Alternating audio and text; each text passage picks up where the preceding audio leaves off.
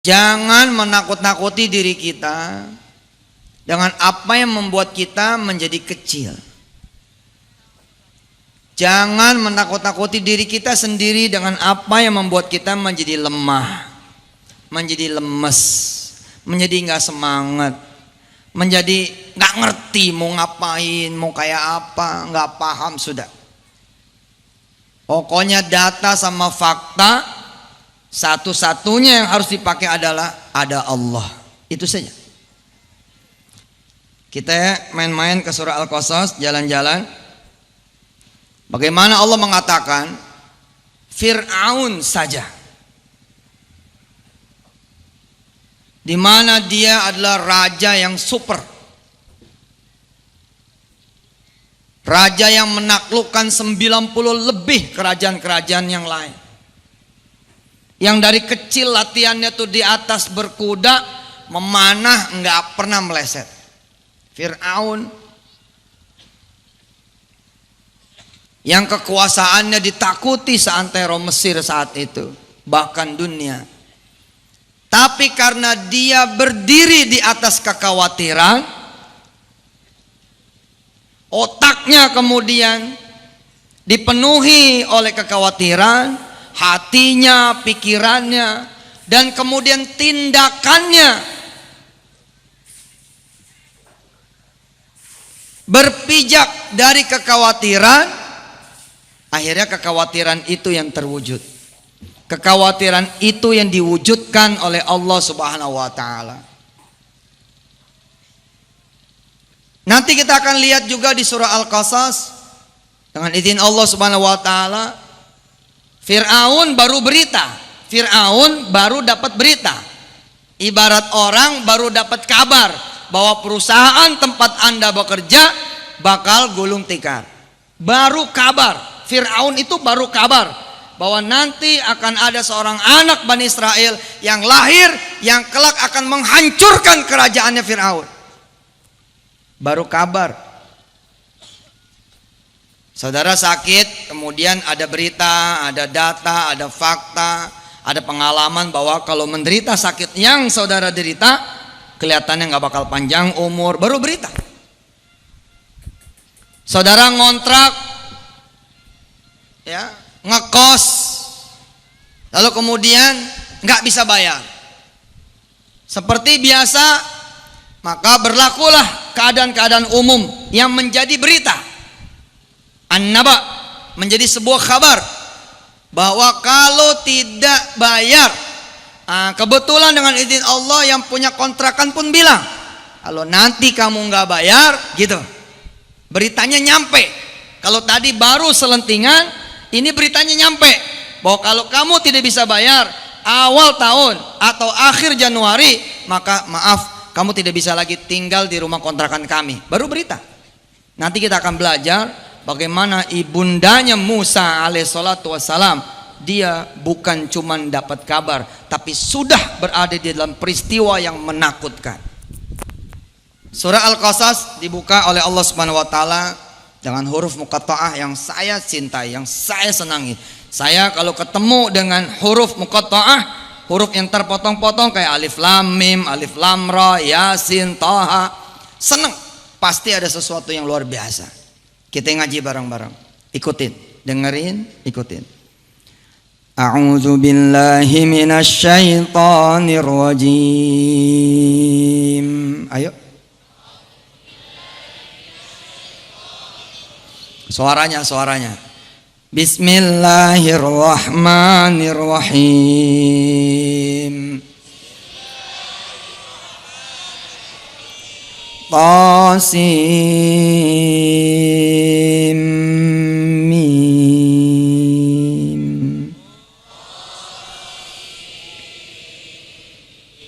Surah Al-Qasas diawali dengan huruf muqatta'ah. Ta, sin, mim. Allah bercerita nih, membuka. Ini bukan ucapan seorang bupati, kiai kita, guru kita yang mulia, buya kita. Bukan ucapan Yusuf Mansur juga, bukan. Ini ucapan Rabbul Alamin, ucapannya Allah Subhanahu wa taala yang menyaksikan semua zaman, yang melihat semua zaman, yang di tangannya semua sejarah masa lalu, hari ini dan yang akan datang. Allah lah yang kemudian menceritakan langsung kejadian ini kepada kita semua. Tilka ayatul kitabil mubin natlu alaika min nabai Musa wa fir'auna bil haqq liqaumin yu'minun. Kata Allah apa? Siap-siap. Tasin min, siap-siap. Ini berita benar. Ini berita betul. Kamu harus ambil pelajaran. Natslu alaika, yakni natslu alaika ya Yusuf. Gitu kalau ini ceritanya kepada saya. Natslu alaika ya Saiful, kalau ini ceritanya kepada Ustadz Saiful. Natslu alaika ya Didi, kepada Ustadz Didi Wadi Mubarak. Natslu alaika jami'an, kepada Anda alaikum jami'an. Kami akan menceritakan kepada kalian semua. Di sini memang Muhammad Allahumma shalli sallim barik alaihi wa ala alihi, tapi kira-kira kita mengatakan bahwa Allah sedang berbicara kepada kita. Allah sedang menceritakan kisah ini kepada kita. Min nabai Musa wa fir'auna bil haqqi liqaumi yu'minun. Fir'aun dapat kabar bahwa nanti akan ada satu anak dari kalangan Bani Israel yang akan membunuh kamu. Begitu Pak Wabub. Yang akan nanti menjatuhkan kamu, yang akan menggulingkan kamu, yang akan nanti merontokkan, meruntuhkan, menjatuhkan kekuasaan dan kerajaan kamu. Lalu kemudian Fir'aun berdiri di atas ketakutan itu. Fir'aun berdiri di atas kekhawatiran itu. Maka tindakannya, perbuatannya, langkahnya disusun berdasarkan ketakutan dan kekhawatiran. Ini yang Allah mau kabarkan kepada kita semua. Jangan ditiru. Berdirilah di atas keyakinan. Berdirilah di atas harapan. Berdirilah di atas sebuah iman bahwa ada Allah. Insya Allah keadaan bukan cuman baik-baik saja, tapi akan menjadi yang terbaik. Nanti kita akan belajar bagaimana caranya kita mengikuti dua model ini. Pilihan buat kita mengikuti dua model ini. Satu, mengikuti model Fir'aun, dan yang kedua mengikuti model ibunya Musa. Ibunya Musa berdiri bukan di atas kabar, tapi sudah melihat dengan mata kepalanya sendiri bahwa kemudian Fir'aun memenggal semua laki-laki di sana, kecuali kemudian yang tua-tua dan sebagian laki-laki yang dijadikan budak. Ibunya Musa juga melihat bagaimana kemudian Fir'aun yang bekerja di atas kekhawatirannya. Oh, nanti akan lahir anak kecil dari kalangan Bani Israel yang nanti akan tumbuh menjadi musuhku. Baik, kekhawatiran itu diwujudkan. Langkahnya berdasarkan kekhawatiran. Apa diantaranya? Disebutkan di dalam ayat berikutnya. Inna fir'auna ala fil ardi wa ja'ala ahlaha syi'a yastad'ifu ta'ifatan minhum yudhabbihu abna'ahum wa yastahyi nisa'ahum innahu kana minal mufsidin. Oh, kalau gitu kata Fir'aun, nggak boleh ada anak kecil hidup. Gila kan? Karena dia khawatir anak kecil ini akan kemudian membuat dia menjadi jatuh, hancur. Akhirnya semua anak kecil dihajar sama dia, dihabisin sama dia. Kemudian mikir lagi, nanti akan ada anak kecil yang bakal lahir, perempuannya dihabisin juga. Oh, kalau begitu nanti kalau ketemu laki-lakinya dengan perempuannya, ketemu suami dengan istri, dia akan berhubungan badan, dan kemudian kalian pisahin. Inilah langkah-langkah yang gak benar. Pada akhirnya Allah Subhanahu wa taala mengatakan di ayat-ayat berikutnya, wa numakkina lahum fil ardi wa nuriya fir'auna wa hamana wa junudahuma minhum ma kanu yahdharun. Jangan sampai kita kebanyakan khawatir, kebanyakan ketakutan karena data saya melihat, mendengar, lalu kemudian juga membaca broadcastan WhatsApp ya, di WhatsApp grup dan lain sebagainya, bahwa tahun depan tahun krisis. Tahun depan tahun tersulit, tahun depan tahun terberat. Memang nasihatnya bagus, harus hemat, jangan banyak utang, keren. Yang repot ketika nanti Allah wanuria gitu. Saya ketakutan anak saya bakal bandel, akhirnya apa? Wanuria gitu. Malah diwujudkan itu.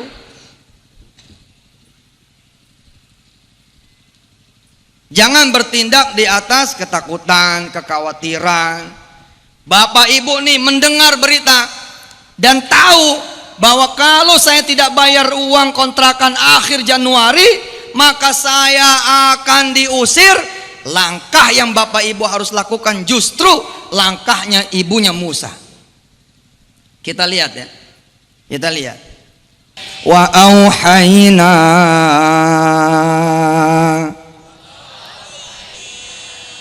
ila ummi Musa an ardi'i fa idza khifti alaihi fa alqihi fil yammi wala takhafi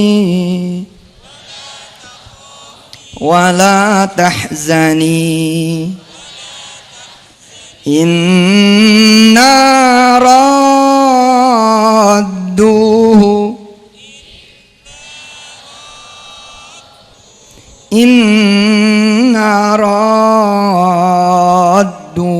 ilaiki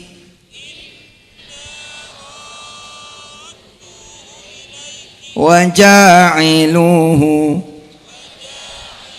minal mursalin.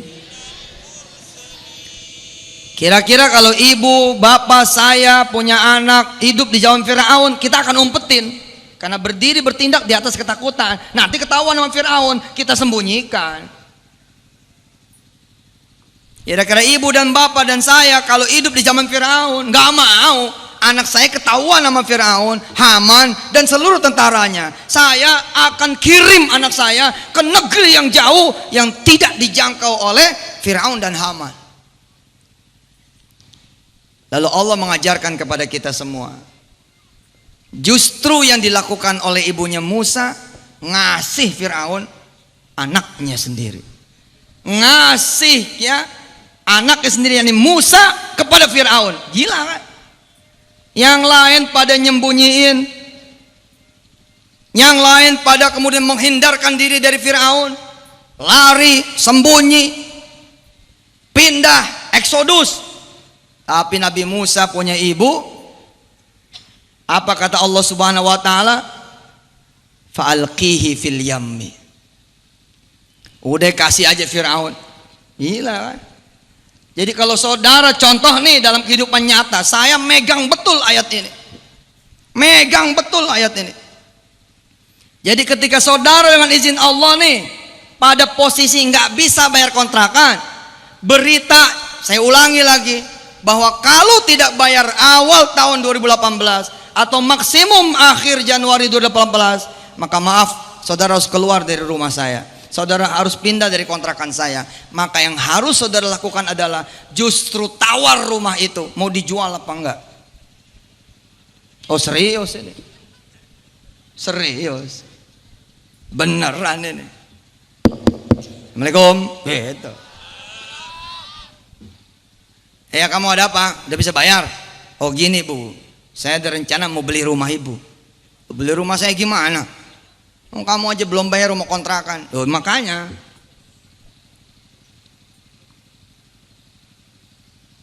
saya rencananya sama istri mau sekalian beli saja rumah kontrakan yang kami kontrak. Oh ya boleh saja, asal harganya cocok. Ya berapa kira-kira? Ya 300 juta lah. Baik, Kalau 350 juta gimana? Kamu jangan main-main. Loh, enggak main-main. Saya udah tahu kenapa saya nggak punya duit. Apa? Saya jarang duha. Saya nggak tahajud. Tadi baru dengar Ustadz Yusuf pagi-pagi di Masjid Jami Sumeneb. Wa in tuti'uhu tahtadu. Kalau saya taat, nanti Allah akan kasih saya petunjuk. Saya nggak mau minta petunjuk supaya saya bisa bayar rumah kontrakan saya. Saya pengen minta petunjuk dari Allah supaya saya bisa beli rumah kontrakan ibu. Ditanya sama dia, dari mana kamu bayar? Insya Allah dari Allah. Ya Allah mah tahu, mah kaya. Tapi dari mana kamu? Insya Allah lah pokoknya. Ya udah 300 tuh gimana? Udah saya mau bayar 3,5. Kamu bercanda apa enggak sih? Enggak bercanda. Ya kapan waktunya? Lah ya ini nih, saya minta waktu. Begitu, Bu ya. Saya minta waktu, pembicaraan beda tuh. Pembicaraan beda. Saya pakai ayat ini ketika terpojok saya pakai. Bener juga nih. Mending saya datengin aja udah. Saya datengin aja udah. Semula saya sembunyi, ketakutan, lari. Ya, semua orang punya masalah. Saya ngalamin masalah, tapi besar harapan saya. Besar harapan saya. Saya nggak mau jadi Firaun. Saya maunya jadi ibunya Musa, Ummu Musa. Jadi saya datang nih kepada yang saya punya utang. Assalamualaikum. Gitu. Diomelin saya. Ngapain kamu kemari? Oh ya udah pulang lagi. Assalamualaikum. Oh dia nanya. Ngapain kamu kemari? Mau ngobrol. Oh cuman ngobrol ngapain? Gitu. Ya, insya Allah mudah-mudahan saya minta doa buat. Insya Allah bisa bayar. Masuk dulu. Masuk. Wah, diomelin saya. Dia cerita betapa susahnya dia karena saya kemudian tidak bisa bayar dia. Cerita 1 jam. Wah, udah pokoknya saya datang untuk menerima apapun yang dia mau omongin. Saya terima aja udah. Setelah 1 jam berlalu, diomelin kanan, diomelin kiri. Apa kata beliau? Umi, manggil istrinya. Datanglah istrinya. Iya bah, ini coba tanya si Yusuf ini, udah makan belum? Saya bilang, wih dahsyat juga ya. Saya datang malah ditanya, udah makan belum? Saya bilang belum. Si Umi bilang, nggak masak tapi ini. Nggak masak. Ya kamu beli apa kek? Terus nanya si Uminya sama saya, mau dibeliin apa kamu? Saya bilang kikil aja. Dulu belum kenal kokot. Oh sekarang udah kenal kokot nih. Pakai kacang hijau kikil ya. Bingung juga, ini orang Madura nggak kerja-kerjaan apa ini? Biasanya kalau di Betawi kan kacang hijau sama ketan hitam. Di sini kacang hijau sama kikil. Ini kurang kerjaan ini. Tepuk tangan buat orang Madura ini. Tabrak, tabrak. Jangan malah lari, sembunyi, ketakutan. Tabrak. Lihat nih ibunya Musa. Ditabrak sama dia. Allahumma shalli wa sallim barik alaihi wa ala alihi. Motor udah mau ditarik. Jangan disembunyiin. Telepon lu leasingnya. Waalaikumsalam. Tarik sekarang aja. Boleh saya antar motor saya. Tabrak sekalian. Malah gak mau nerima dia. Oh jangan, sudah kamu usaha dulu gitu. Enggak, bayar aja, ambil aja sudah. Oh jangan gitu malah. Loh, kalau jangan saya minta waktu. Ya sudah kapan kamu bisa ya? Mantap. Tabrak. 2015 pengen nikah, nggak datang-datang. 2016 pengen nikah, nggak datang. 2017 nggak ada. Tabrak. Ada siapa kek? Datang aja langsung.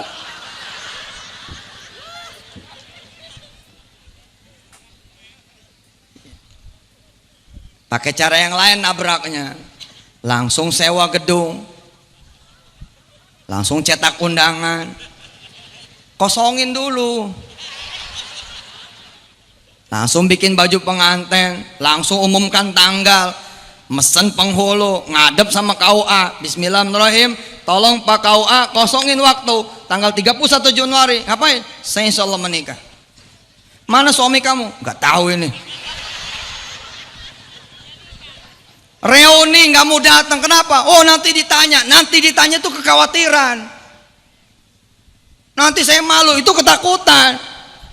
Untuk ngehajar itu gimana? Sampean panjenengan yang jadi ketua reuni, tabrak sekalian itu loh. Fa'alkihi fil yammi, tabrak sekalian. Emangnya situ doang yang belum menikah? Maka bikinlah reuni jomblo. Reuni para jomblo, itu tabrak udah. Saya, Ustadz Didi, kan tetangga nih, kita kan kalau punya masalah, punya utang, takut ya tetangga tahu, mertua tahu, orang tua tahu, dan itu menyiksa. Karena itu Bismillahirrahmanirrahim, saya perhatiin kan saya lihat nih ayat-ayat ini kan, gile juga ya cara ini. Faltaqatahu alu fir'auna liyakuna lahum aduwan wa hazana inna fir'auna wa hamana wa junudahuma kanu khati'in wa qalat imra'atu fir'auna qurratu 'ainin li wa lak la taqtuluh asa an yanfa'ana aw nattakhidahu walada wa hum la yash'urun wa asbaha fuadu ummi Musa farigha in kadat latubdi bihi laula arrabatna ala qalbiha litakuna minal mu'minin wa qalat li ukhtihi qussih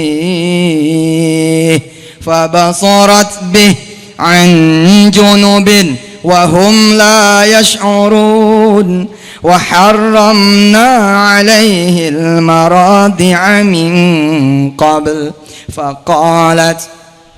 فقالت هل أدلكم على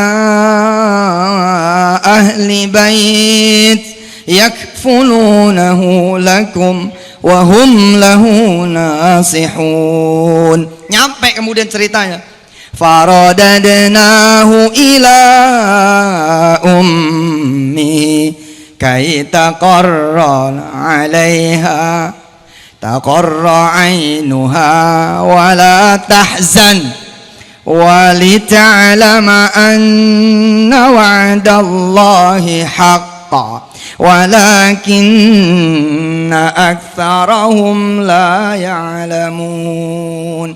Bolak-balik saya perhatiin, serius ini ayat.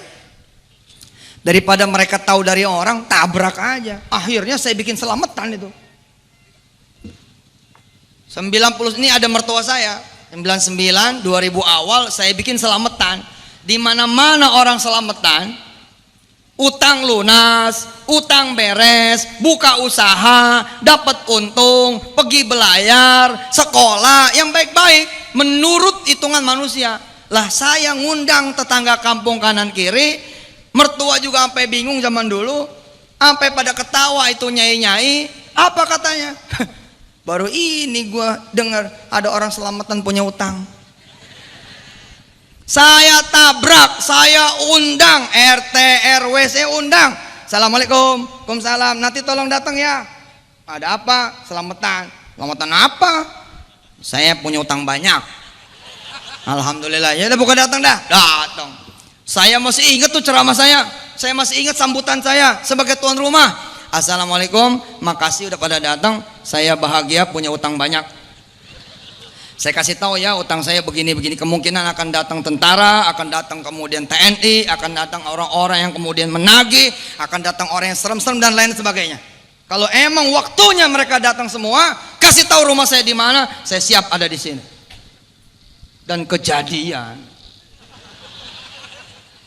Kejadian ada 1-2 orang membawa ini bawa itu datang ke RT Aceh yang hari ini kerja sama saya. Apa kata mereka semua? Bapak tahu ada warga bapak di sini yang begini-begini. Oh tahu. Tahu dari mana? Tahu dari dia. Bapak si Anu namanya. Oh iya itu saya katanya. Iya Pak, Bapak kemarin didoain.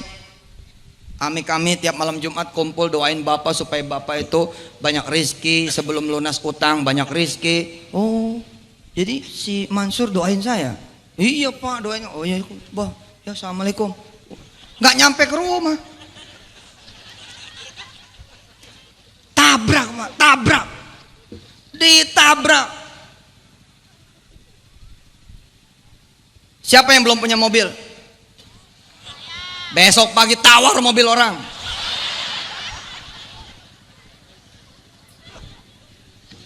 Besok pagi tawar mobil orang. Assalamualaikum. Waalaikumsalam. Mas, mobilnya mau dijual enggak? Buat siapa? Ya nanya aja. Mau dijual apa enggak? Ya mau. Akal aja cocok. Ya sekian. Akhirnya saudara punya data 11 mobil di kampung. Lo namanya punya data, ada yang nyambut data itu. Pasti. Siapa yang nggak pernah punya duit sehingga nggak pernah sedekah gede ke masjid? Besok pagi tabrak. Datang ke masjid yang lagi dibangun, minta ketemu sama DKM-nya, ketuanya kalau perlu, dan sampaikan, ini masjid perlu berapa duit?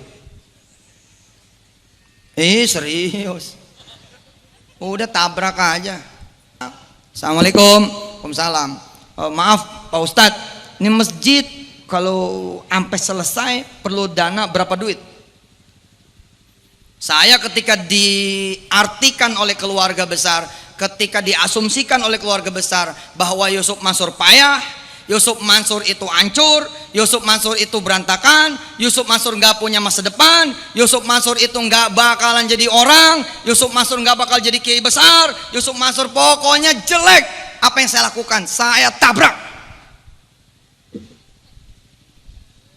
Mic lagi nganggur, saya ambil. Assalamualaikum warahmatullahi wabarakatuh, jemaah Masjid Al Mansur. Alhamdulillah saya buyutnya Guru Mansur. Mohon maaf nih atas segala kesalahan saya melukai perasaan keluarga dan nama besar guru. Tapi saya akan umumkan insya Allah sebentar lagi saya akan punya pesantren yang paling besar di Indonesia insya Allah. Assalamualaikum warahmatullahi wabarakatuh. Saya pulang, malas ditanya. Kalau ditanya repot juga, jadi saya kabur aja. Yang penting mereka udah tahu bahwa saya akan membangun pesantren besar. Waktu kemudian ada kakak saya yang datang, kemudian nanya sama saya, Mang, di mana tanah kamu? Pokoknya kakak tunjuk aja di mana, dan itulah pesantren saya nanti. Gila kamu, gitu. Masih nggak berubah katanya, hah? Masih nggak berubah, katanya. Masih nggak berubah. Ya kakak belum nunjuk kan? Nunjuk aja dulu. Insya Allah yang ditunjuk sama kakak itu yang jadi. Ya udahlah, mudah-mudahan kamu jadi orang ya. Sing bener, udah nikah kamu sekarang gitu. Iya kak, insya Allah. Assalamualaikum, salam. Dah. Terus kemudian saya datang ke guru-guru saya. Saya tabrak. Orang menilai saya nggak punya duit, saya tabrak. Assalamualaikum Ustaz. Salam. An, apa kabar? Baik. Duduk. Gimana kabar kamu? Ya alhamdulillah. Udah ya, jangan bandel lagi. Siap Ustaz. Terus bawa kabar apa nih? Bawa kabar insya Allah saya mau berangkatkan Ustadz umroh. Wah, serius? Iya serius. Kapan? Insya Allah 6 bulan lagi. Gini, Ustadz mah kata Ustadz Sayuti nih, guru ngaji saya, yang ngajarin tilawah. Ustadz mah kamu jadi orang benar aja udah seneng. Sudahlah, nggak usah mikirin Ustadz. Yang penting kamu itu ingat jadi orang benar, jadi orang lurus, jadi orang lempeng. Ya insya Allah. Ya udah, tapi tadi beneran gak tuh? Gitu. Lah katanya nggak usah. Ya kalau beneran mah boleh katanya. Beneran Ustadz. Bahkan insya Allah saya pengennya Ustadz sama ibu berangkat. Oh, berdua sama ibu? Iya. Itu anak mau dibawa nggak? Anak mau dibawa. Emang anggaran kamu berapa? 20 orang Ustadz. 20 orang? Serius ini? Serius Ustadz. Asal Ustadz mulai dari sekarang sampai 6 bulan yang akan datang, doain saya tiap malam. Oh iya, pasti saya doakan. Alhamdulillah kan. Dia nggak tahu saya belum punya duit.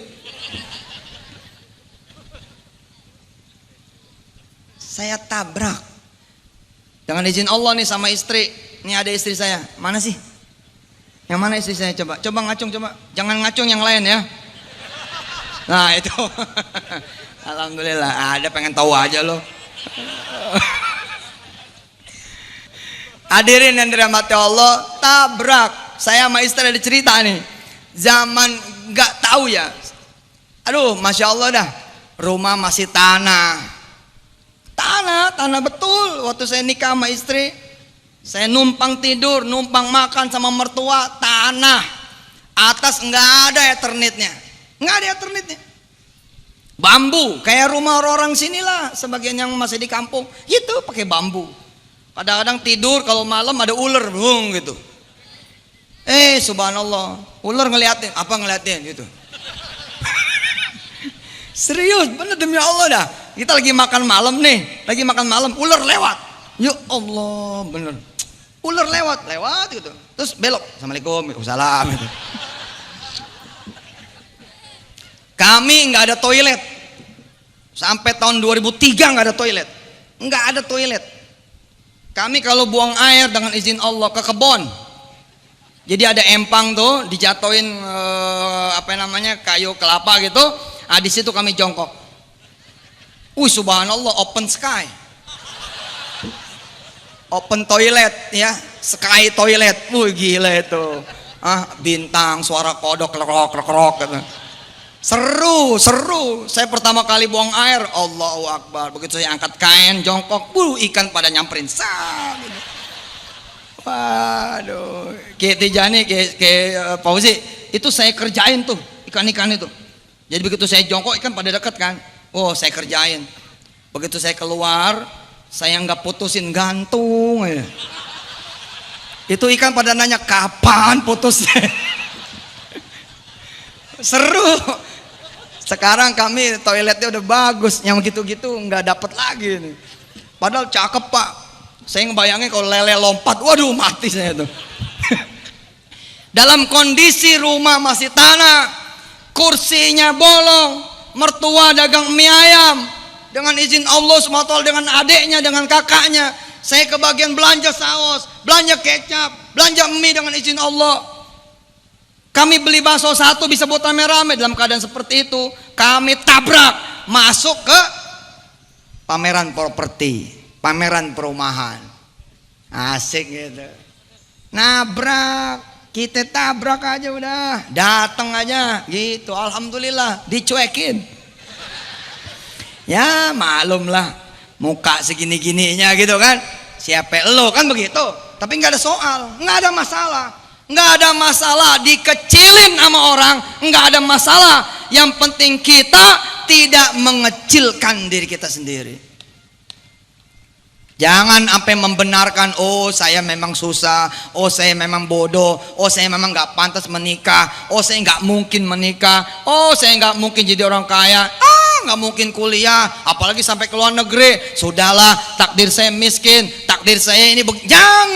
Jangan percaya dengan omong-omongan seperti itu. Tabrak.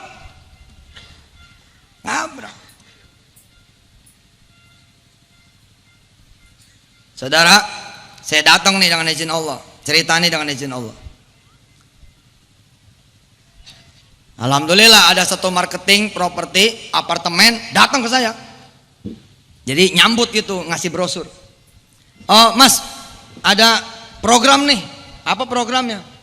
Kita lagi ngasih hadiah, setiap pembelian satu kamar apartemen, satu unit, nanti akan dapat Samsung S2 Galaxy.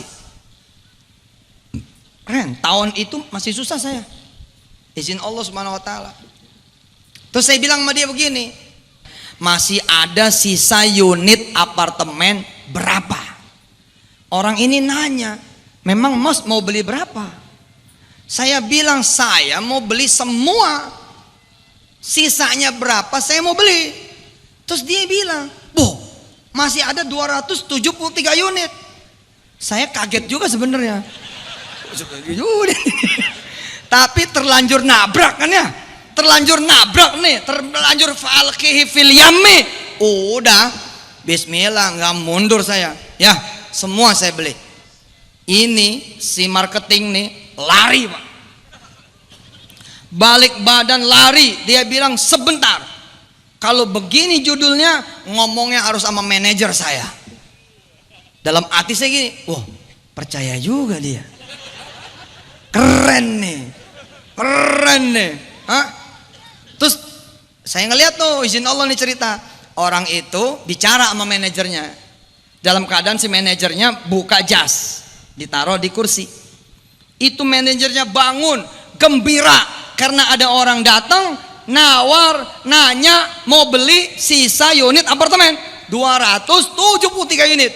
Dia bangun Pak Bupati, Pak Wakil, kemudian dia pakai jasnya dan dia kemudian nyamperin saya dan dia bertanya, yang mana orangnya? Yang mana?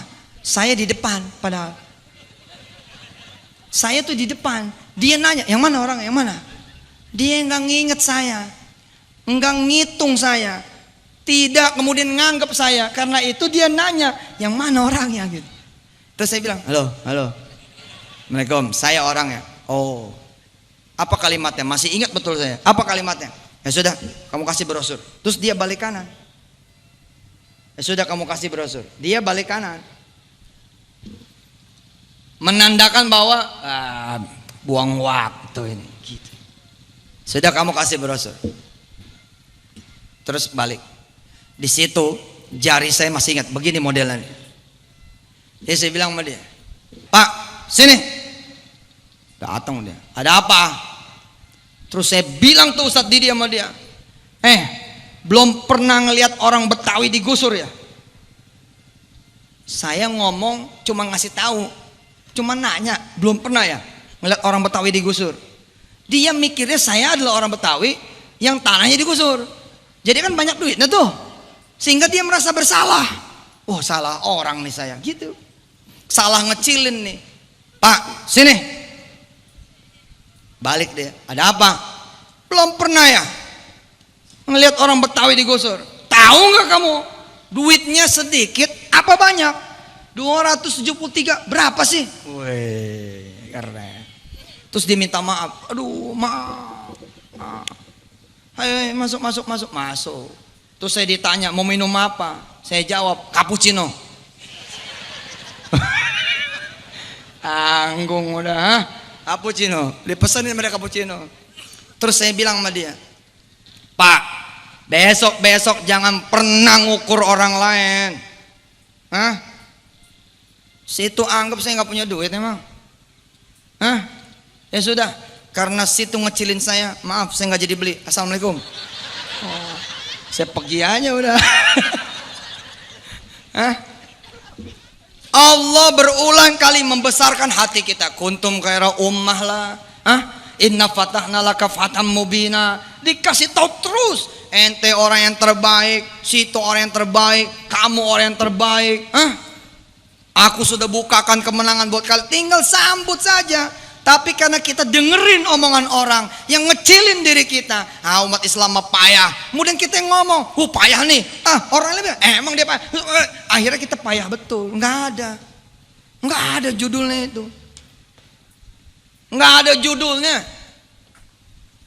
Pokoknya tahun 2018 besok, tahun dimana insya Allah kita naik senaik-naiknya. Amin. Coba yang mana yang mau pergi umroh tadi? Besok tanggal 1 Januari datengin travel di Madura. Assalamualaikum. Waalaikumsalam. Iya, gue tahu. Gue juga datang semalam. Cuman daftar bohongan kan. Loh, situ kalau emang datang nggak gitu ngomongnya dong. Kalau situ datang mestinya situ buka pelang. Yang nggak punya duit, mari daftar. Gitu. Membantu orang nabrak, gitu kan? Ini udah ada yang nabrak ngecilin. Oh jangan Pak. Jangan Pak. Datang. Waalaikumsalam. Mau tanya umroh buat bulan Maret ada? Ya adalah. Buat berapa orang? 17 orang. Oh mantap. Paketnya yang apa? Apa aja yang ada? Ya ada paket bintang 3, bintang 4, bintang 5. Bintang 5 4 bed apa 2 bed? Bed itu apaan? Tempat tidur ngok. Oh tempat tidur. Ya. Ya sudah, yang 2-2 satu kamar maksudnya ya. Iya satu kamar, berdua, bertiga, berempat. Udah satu kamar berdua. 17 berdua. Oke. Berarti 8 kamar ya. Ya kurang lebih 8 kamar. Bintang berapa tadi? Bintang 5. Mahal loh ini. Berapa sih? 45 juta. Mahal ya. Kali 17. Tapi yang begitu dalam hati saja, jangan diucapkan. Nanti dia tanya, mau Garuda atau Saudi? Naik Garuda saja. Ekonomi apa bisnis? Bisnis. 17? Iya 17. Nggak ada. Paling 2, 3, udah semua bisnis. Ya sudah. Siapa namanya? Mansur. Nanti saya minta paspor. Apa paspor itu? Paspor kamu nggak tahu pengen daftar umroh? Gimana kamu? Ya nggak gimana daftar aja dulu. Ya. Ya sudah, ini 40 juta. 40 juta kali 17. Ya kurang lebih 800 juta, Pak.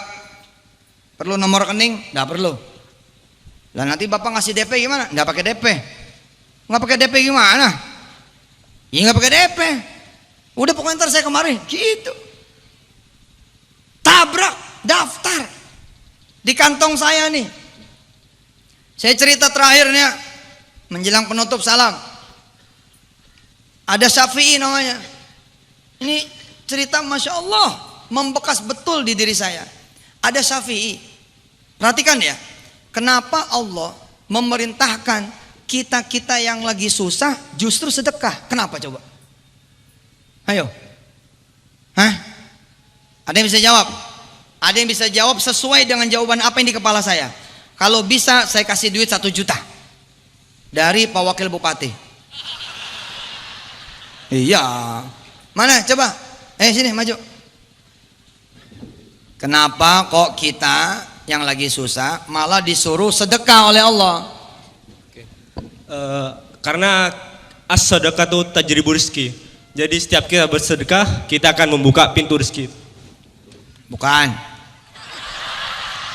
Yang kaitannya dengan apa yang kita pelajari soal nabrak. Soal nabrak nih. Ayo coba. Bayar. Supaya merasa kaya dulu, Pak. Sedekah. Jadi dengan sedekah biar optimis saya kaya sebenarnya gitu. Oh, ini boleh. 1 juta ya. Yang kedua enggak termasuk. Ya. Yang pertama supaya kita merasa kaya dulu. Oke. Sini. Foto dulu. 1, 2. Kirim di Facebooknya, Pak. Facebookan tak? Oh subhanallah. Ada 100 ribu. Pak Narto mana? Udah ini nih 100 ribu. Saya cukupin aja. Aku apa? Mau peluk? Normal nggak nih? Alhamdulillah. Doakan Ustaz. Jadi ulama. Amin. Udah terima. Ini. Udah tanggung maju. Ya subhanallah, alhamdulillah. Wes udah kembali. Jangan dijajanin ya. Di figura dari Pak Bupati, dari Pak Narto. Alhamdulillah. Kenapa kita lagi susah justru harus sedekah? Jawabannya sederhana. Nunjukin kepada orang lain juga, nunjukin kepada Allah Ta'ala. Siapa yang lagi susah? Nih lihat saya sedekah. Gila gak? Luar biasa loh itu. Kan kita kalau lagi susah sembunyi, merintih, menangis, mengeluh. Allah bilang, "Kum, bangun. Sono sedekah." Oh, dahsyat itu. Begitu. Sehingga orang lain bingung. Loh, bukannya dia lagi susah ya? Kok sedekah? Orang aja bingung gitu. Kagum. Apalagi Allah SWT, Allah tambah kagum. Lihat tuh hambaku. Dikasih susah, tapi malah nabrak dia sedekah. Masya Allah. Allahumma salli ala sayyidina Muhammad. Syafi'i, ini sebagai cerita penutup, orang susah. Suami istri ini tinggalnya di apa tuh yang lumpur tuh apa namanya? Ya apa namanya? Sidoarjo. Ya, Porong. Tinggal di sana. Izin Allah Subhanahu wa taala, orang ini ngumpulin duit. Ini kita lihat ya episode nabraknya hebat banget. Dia ngumpulin duit dari Januari 2006 sampai Desember 2006. 50, 100, 50, 100, 50, 100 sampai akhir Desember 2006. Buat apa duitnya dikumpulin? Buat bayar kontrakan, Bu. Buat bayar kontrakan, Pak. Jumlahnya 1,4 juta rupiah. Kontrakan yang dipakai sama dia buat dagang nasi sehari-hari. Jadi bukan cuma tempat tinggal, tapi ada warung. Takdir Allah, ngumpulin dari 2006 awal Januari sampai 2006 akhir Desember, duitnya cuma ada 1 juta. Cukup apa tidak 1,4? Cukup apa tidak? Kurang berapa? Kurang 400. Saya ceramah Januari 2007. Siapa yang pengen dikali 10 kali lipat oleh Allah, sedekah gitu. Dikali 10 gitu. Terus saya menyeru Indonesia saat itu, bersedekahlah. Nah, salah satu yang nonton, yang mendengar Syafi'i sama istrinya. Ribut dia berdua. Syafi'i bilang ke istrinya, Bu, denger nggak Yusuf Mansur ngomong? Dengar. Loh, kita ini kalau sedekah 1 juta yang kita punya, nanti bakal dapat 8,6 juta. Dari mana tuh? Pola pikirnya di mana? Kalau sedekah 1 juta, nanti dapat 8,6 juta. Dari mana? Kan kalau sedekah 1 juta dikali 10 berapa? 10 juta. Bayar kontrakan 1,4. Sisanya berapa? 8,6 juta. Kan pedagang. Tapi ibu nggak mau tanggung jawab. Senin tuh kejadiannya, Selasa kejadiannya. Selasa kejadian sore, Selasa malam Syafi'i keluar duit tuh 1 juta, bagiin habis. Hari Rebo dia tungguin, mana nih Allah yang ngasih duit 10 juta. Ditungguin bener. Sampai sini saya suka disalahin sama orang. Tuh Yusuf Mansur, lihat tuh orang jadi nungguin Allah ngebales. Oh, saya bilang ini paling indah ini. Kemarin gak pernah nungguin Allah, sekarang jadi nungguin Allah. Siapa coba hambanya yang nungguin? Hah? Ini kan hebat. Yang perlu kita lakukan adalah ajarin sabar. Jangan ajarin nyesel, ajarin sabar. Kebanyakan kita ajarin nyesel. Kamu sih gitu. Jangan, ajarin sabar. Syafi'i Rebo nungguin Allah datang 10 juta, nggak datang. Kamis nggak datang, Jumat nggak datang, Sabtu, Ahad, Senin nggak datang. Selasa saya muncul lagi di Trans TV saat itu. Istrinya bilang, no Ustadz kamu tuh. Gara-gara dia tuh duit 1 juta kita hilang. Apaan? Katanya diganti 10 kali lipat. Mana? Januari Pak, minggu kedua Syafi'i belum dibayar. Minggu ketiga, minggu keempat, istrinya mulai naik tensi, ribut, babuk ribut. Masuklah Februari, kalut nih, kalau nggak dibayar, ini bukan cuma kontrakan tempat tinggal, tapi kontrakan tempat usaha. Istrinya ngomong, Abah, kita pinjem yuk sama bapak saya. Di Bandara Juanda Surabaya, bulan Maret tahun 2008, bulan Maret tahun 2008, izin Allah Subhanahu wa taala, saya, istri saya bicara dengan Syafi'i dan istrinya di Bandara Juanda. Saat itu beliau mengundang kami untuk meresmikan pabrik yang dia bangun senilai 6 miliar rupiah. Masya Allah nih cerita, 6 miliar. dia nggak mau diresmikan sama yang lain, harus sama Yusuf Mansur.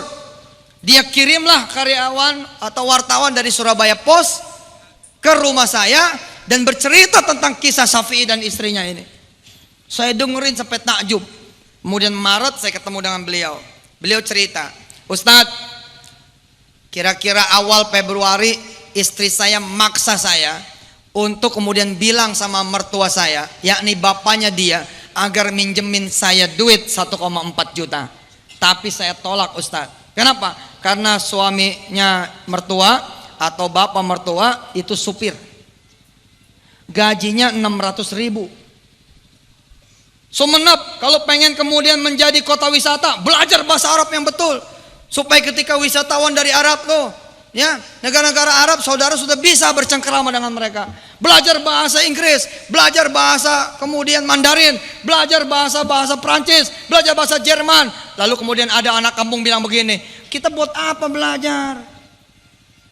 Oh, nggak ada juga orang bulenya. Justru dengan saudara belajar akan mengundang bule-bule itu datang. Begitu datang kemari, sonatin pakai keris, iris. Tadi saya, waduh, beli keris, mantap itu. Subhanallah, hebat dah Madura ini. Sumenep, masya Allah. Tepuk tangan saya lagi buat Sumenep. Saudara, mudah-mudahan kisah ini menggambarkan betapa nabrak itu memang perlu keyakinan, optimisme. Di saat saudara memang nggak ngerti mau tinggal di mana, tunjuk rumah orang, tunjuk aja rumah orang. Datengin kalau perlu. Assalamualaikum. Ingat omongan saya tadi. Assalamualaikum Bu. Kalau nanti rumah ini mau dijual, jangan kemana-mana. Kasih tahu saya. Insya Allah saya akan beli rumah ini. Bu, keren. Keren. Syafi'i di minggu ketiga dia bicara sama istrinya. Bu, kamu ini loh ngomongnya nanti tinggal di mana, tinggal di mana, tinggal di mana, usaha di mana, usaha di mana, usaha di mana. Ya sudah, supaya nanti ibu tenang, ayo kita pergi keluar, kita keluar rumah, kita cari rumah siapa di kampung kita ini yang bisa kita beli. Nanti kalau kita diusir dari rumah kita, kita pindah ke rumah yang kita beli. Coba Pak, stres nih orang. Tapi minggu ketiga dia nabrak, dia tawar rumah orang. Istrinya di pesantren kami di pojokan cerita, Ustaz Yusuf, kata Ibu Syafi'i ini, tahu nggak? Waktu saya bilang iya dah, itu sebenarnya hati saya menjerit. Saya protes sama Allah. Assalamualaikum, gitu. Salam, masuk. Bener rumah ini mau dijual Pak? Betul. Buat siapa? Buat saya. Dilihatin nih. Buat Bapak? Iya. Istrinya udah kecil aja nih. Bah, ini bukan rumah kita. Si suaminya ketawa. Ya memang bukan rumah kita. Maksudnya ini rumah bukan ukuran kita. Sudah. Nawar aja. Nawar nggak bayar. Disuruh masuk, duduk. Begitu duduk, geleng-geleng kepala si istri. Bah, ini bukan rumah kita. Sudah, kita tawar saja. Tahu Ibu? Tahu Pak? Berapa rumah itu harganya? 700 juta rupiah. Begitu tahu harganya 700 juta, istrinya Syafi'i nyolek Syafi'i. Ayo bah. Tapi Syafi'i nahan. Ini kisah asli nih. Orang Jawa Timur nih, sama-sama nih orang Madura insya Allah. Bahkan mungkin aslinya Madura, Sidoarjo tuh sana lah. Apa kata Syafi'i? Tahan. Dia nanya sama yang punya rumah. Kalau 500 juta dikasih nggak? Istrinya ngedenger. Lihatin, ini orang nawar. Kalau 500 juta dikasih nggak? Yang punya rumah bilang nggak bisa. Alhamdulillah. Sudah ada yang nawar 540 juta.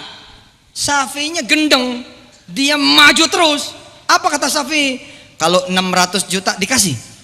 Allah, si istri pingsan. Peng. 600 juta dikasih nggak? Oh, kalau 600 juta boleh. Bisa. Siapa namanya? Syafi'i. Ya sudah Pak.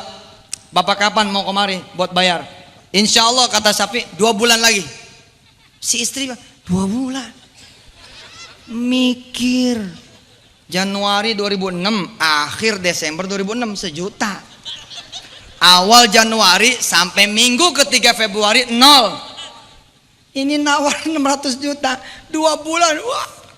Kata si istri, Ustadz, saya yakin suami saya sudah selesai. Kalau 2 bulan lagi mah saya nggak janji, kecuali situ DP. Oh, nggak pakai DP, nggak pakai DP. Nanti saya kemari bayar cash. Ya sudahlah. Gitu, mana nomor handphone saudara? Nggak pakai handphone. Lalu terus saya gimana ngubunginnya? Sudah, nanti saya yang datang kemari. Ya sudah. Assalamualaikum. Salam. Di depan rumah orang kaya ini Bu, si Syafi'i dijewer sama istrinya. Yang bener bah, 600 juta itu duit bah, dari mana bah gitu. Hebat. Saya Yusuf Mansur belajar dari Syafi'i soal nabrak. Soal nabrak, saya tanda tangan nih kerjasama sama Selum, perusahaan IT Hongaria. Begitu tanda tangan, saya nggak mau tanda tangan. Saya bilang sama Selum, ini tanda tangan kerjasama.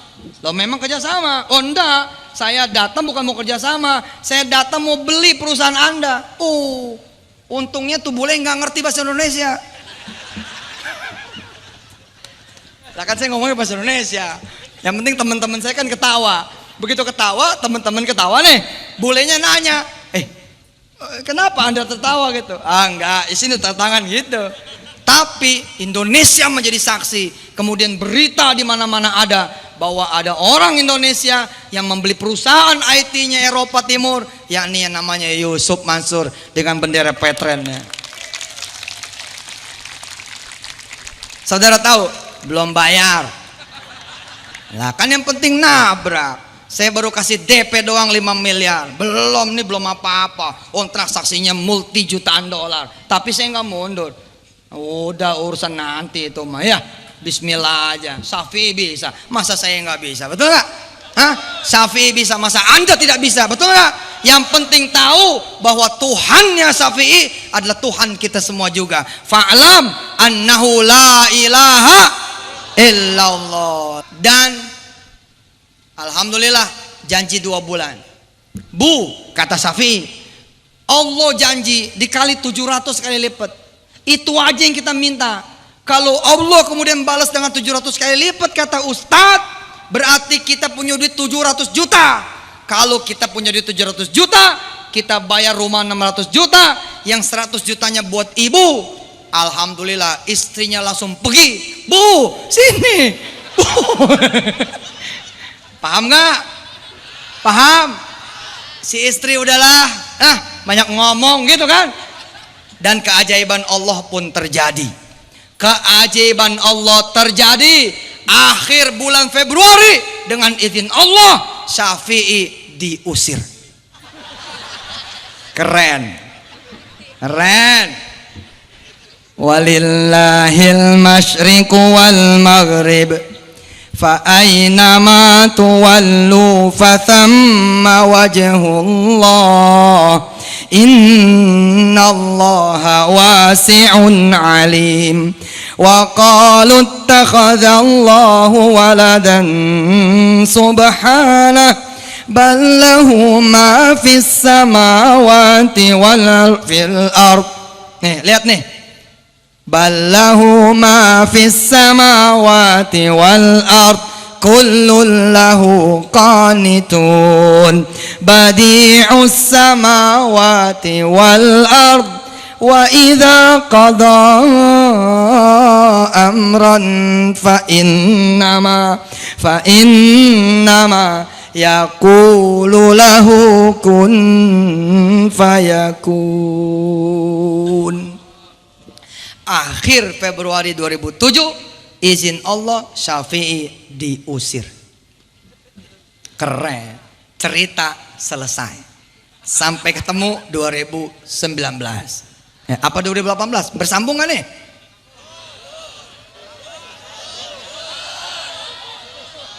Kalau di TV nih, kalau di TV kita akan saksikan setelah yang berikut ini. Nah, karena ini siaran langsung, ya kita lanjut. 2 bulan Pak ngurusin catering buat pengungsi, dengan izin Allah Subhanahu Wa Taala, duit di kantong dia 1 miliar rupiah. Allahu Akbar. 1 miliar. Sesuai dengan omongan dia, berangkat nih. Bayar tuh yang 600 juta, jeder. 100 juta panggil istrinya, ini buat kamu, der. Sisa 300 juta Safi bersedekah. Apa dia bilang? Kita minta sama Allah cuman 700 juta, lalu Allah memberikan kita 1 miliar, jadi yang 300 juta milik Allah.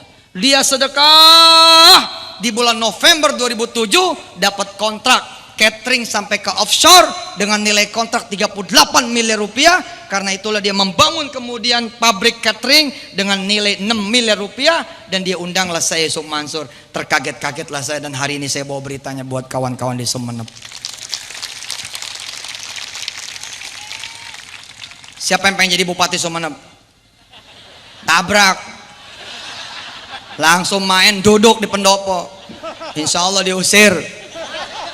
Tapi kalian akan menjadi saksi bahwa yang ngusir itu besok kalian akan mengangkatnya menjadi kepala Satpol PP. Tabrak sudah, bismillah. Tentu saja nabraknya bukan ke orang, tapi nabraknya kepada Allah Subhanahu Wa Taala. Waktunya tidur, tabrak, bangun malam. Waktunya kemudian makan, tabrak, puasa Senin Kemis. Waktunya kemudian bangun, tabrak dengan tambahin duduknya, tambahin zikirnya. Waktunya kemudian kita nerima duit, tabrak dengan mengeluarkan duit. Gitu. Lakukan bil aks, lakukan sebaliknya, maka insya Allah itulah yang akan terjadi.